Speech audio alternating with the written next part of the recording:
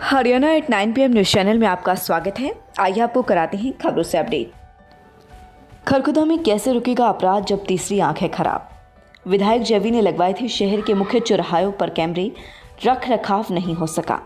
नगरपालिका ने किया था कैमरे लगाने का टेंडर पास, लेकिन कार्यवाही नहीं की गई।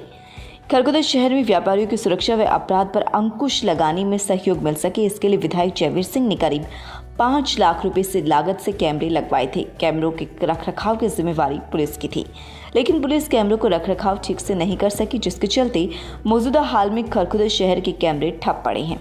खरखुदा में 3 दिन पहले एक व्यापारी पर हमला कर उसकी नकदी छीन आरोपी फरार हो गए, लेकिन सरकार द्वारा लगाए गए कैमरे काम नहीं आए। हालांकि जिस व्यापारी की दुकान पर यह वारदात हुई वहां पर भी कैमरे नहीं लगे हुए थे।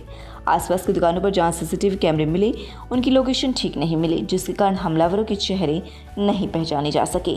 उधर विधायक जयवीर सिंह का कहना है कि प्रदेश में लूट खसोट की वारदातें निरंतर बढ़ रही हैं। व्यापारी वर्ग भी सुरक्षित नहीं है, दिन दहाड़े वारदातें हो रही हैं। प्रशासन को चाहिए कि शहर के हर चौराहे व मुख्य मार्ग पर जगह जगह कैमरे लगवाए जाएं और उनके रखरखाव का पूरा जिम्मा सौंपा जाना चाहिए। शहर में गश्त बढ़ाई जानी चाहिए, लेकिन उन्होंने कहा कि खरखुदा क्राइम के लिए आसान जगह बन रहा है। पिछले महीने भी दिल्ली से युवक का अपहरण करके खुरमपुर में हत्या कर दी गई थी। 2 दिन पहले दिल्ली की महिला को भी खरखुदा दिल्ली मार्ग पर गोली मारी गई है। उन्होंने मांग की तत्काल प्रभाव से आरोपियों को गिरफ्तार किया जाना चाहिए। नमस्कार, डॉक्टर अनुपमा सेठी एवं सेठी हॉस्पिटल के डायरेक्टर बोल रही हूँ। 8-9 साल की लड़की के महीने से शुरुआत होके जब तक बुढ़ापे तक वो पहुँचती है, एंड मैं उन्हीं चीज़ों में डील करती और मैं यही चाहूँगी कि अगर आप में से किसी को भी दिक्कत है तो ट्यूलिप हॉस्पिटल आइए। हमारे यहाँ पे सब चीज़ का जो भी हम बेहतर से बेहतर इलाज कर सकते हैं वो करेंगे। खरखुदा अनाज मंडी में होगा ओलंपिक पदक विजेताओं का भव्य सम्मान समारोह। सर्वजातीय किसान मजदूर समाज के बैनर तले होने वाले सम्मान समारोह की तैयारियां पूरी। ओलंपिक में पदक जीतकर देश का नाम रोशन करने वाले खिलाड़ियों का शुक्रवार को खरखुदा अनाज मंडी में सम्मान समारोह आयोजित किया जाएगा, जिसकी सभी तैयारियां आयोजक समिति की ओर से तैयारी कर ली गई हैं। अनाज मंडी खरखुदा में होने वाले इस प्रदेश स्तरीय सम्मान समारोह की लाइव कवरेज आपको घर बैठे हरियाणा एट 9 PM पर भी देखने को मिलेगी। इस सम्मान समारोह में बजरंग पुनिया, रवि दहिया, सुमित वाल्मीकि, सुरेंद्र कुमार, दीपक पुनिया व विनेश फोगाट सहित अर्जुन अवार्ड व द्रोणाचार्य अवार्ड विजेताओं को भी इस सम्मान समारोह में सम्मानित किया जाएगा। किसान मजदूर समाज की तरफ से राकेश टिकैत, युद्धवीर सिंह, सरदार जगजीत सिंह दल्लेवाल, सरजीत मंजीत सिंह राय व अभिमन्यु कोहाड़ भी मौजूद रहेंगे। खरखुदा IMT में अपना रेलवे ट्रैक भी बिछा सकती है मारुति सुजुकी। योजना सिर चढ़ी तो खरखुदा में मारुति का एक्सटेंशन प्लांट लगना है। देश की बेहतर लोकेशन हो सकती है खरखुदा IMT। वांडा ग्रुप की भी थी 66,000 करोड़ खर्च करने की इच्छा। पिछले करीब 8 वर्षों से वर्ष 2012-13 से विकास की बाट जोह रही खरखुदा IMT की 3,203 एकड़ जमीन में 2021-2022 में औद्योगिक की बहार आनी शुरू हो सकती है, क्योंकि मारुति कंपनी का एक्सटेंशन प्लांट यहां पर लगने के लिए अंतिम दौर की वार्ता चल रही है। सारी तकनीकी अड़चनें दूर हो चुकी हैं। मारुति यहां पर आने के बाद खरखुदा में सैकड़ों छोटी बड़ी सहायक कंपनियां भी लगेंगी।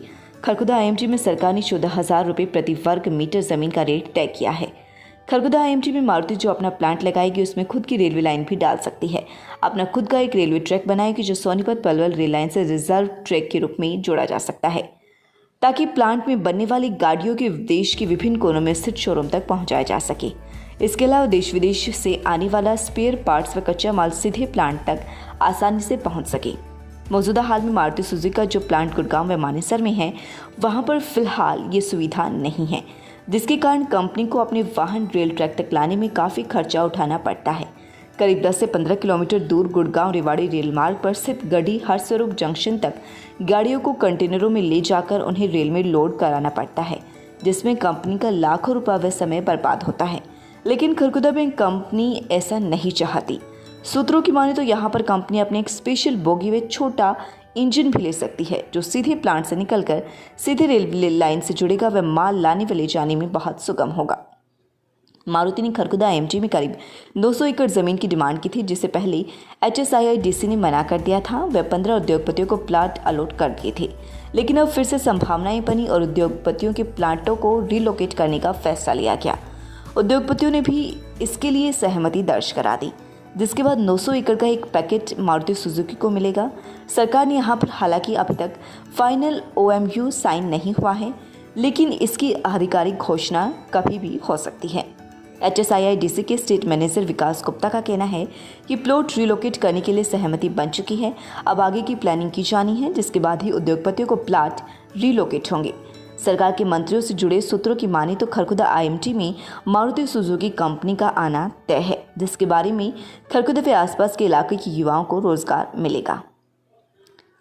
खरखुदा में प्लॉटिंग फिर शुरू। उधर दूसरी तरफ मारुति आने की सुगबुगाहट के चलते खरखुदा में फिर से क्लोनाइजरों द्वारा प्लॉटिंग का काम शुरू कर दिया गया है।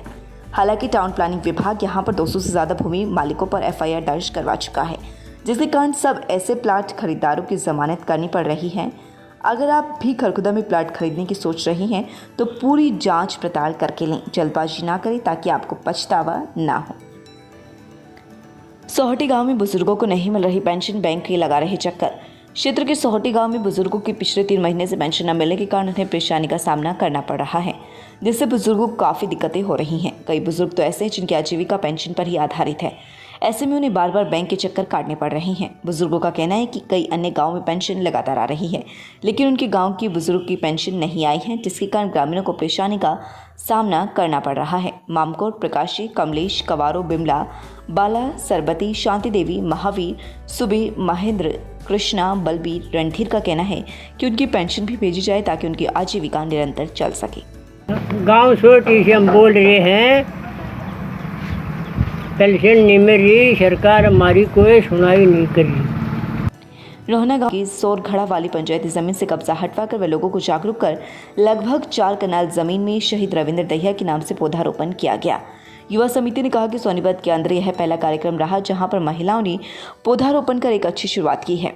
उन्होंने कहा कि महिलाएं हर क्षेत्र में आगे हैं, हर कार्य में बढ़ चढ़कर भाग लेती हैं, चाहे खेल का मैदान हो या जंग का मैदान।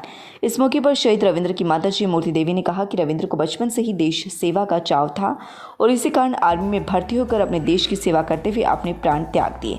इस प्रोग्राम का शुभारंभ डॉक्टर अनमोल SDM खरखुदा, मोनिका दहिया, शाखा प्रबंधक बैंक ऑफ बड़ौदा, ट्रीमैन देवेंद्र सूरत के द्वारा किया गया। कार्यक्रम के गांव के प्रधान देवेंद्र जी, कैप्टन सतबीर, मेजर नाहना, धारा सिंह, सोमवीरारी आदि मौजूद रहे। आज युवा समिति रोहना के द्वारा गांव की पंचायती जमीन पर शहीद रविंद्र दहिया की याद में ऑक्सीजन पार्क का निर्माण कराया गया है। इसकी अध्यक्षता व इसकी शुरुआत डॉक्टर अनमोल खरखुदा SDM के द्वारा की गई। साथ में मौजूद रहे Devendra Surat, treeman, Monika Dahiya, bank of Baroda manager गाँव रोहना, गाँव के प्रधान देवेंद्र प्रधान जी व गांव की समस्त महिलाएं जिन्होंने पौधारोपण किया है। सोनीपत डिस्ट्रिक्ट का पहला ये प्रोग्राम है जहां पे महिलाओं के द्वारा पौधारोपण किया गया है।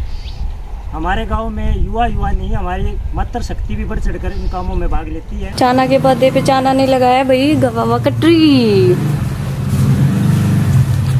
तो कैसा लगा आपको आपका बर्थडे? अच्छा,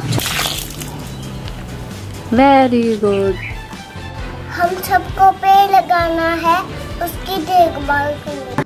स्वागत है आपका Saini health care pharmacy, a complete health care centre में। हमारे यहाँ अंग्रेजी, देसी व पशुओं की दवाइयाँ, cosmetics, green tea, surgical items, हर प्रकार की vaccine, food supplements, trimmer, hair dryer आदि, wheelchair, thermometer, nebuliser, sugar machine wholesale rate पर मिलती है। लगातार खबरों से अपडेट रहने के लिए चैनल को सब्सक्राइब जरूर करें। समाचार व विज्ञापन के लिए नीचे दिए गए नंबरों पर संपर्क करें। धन्यवाद।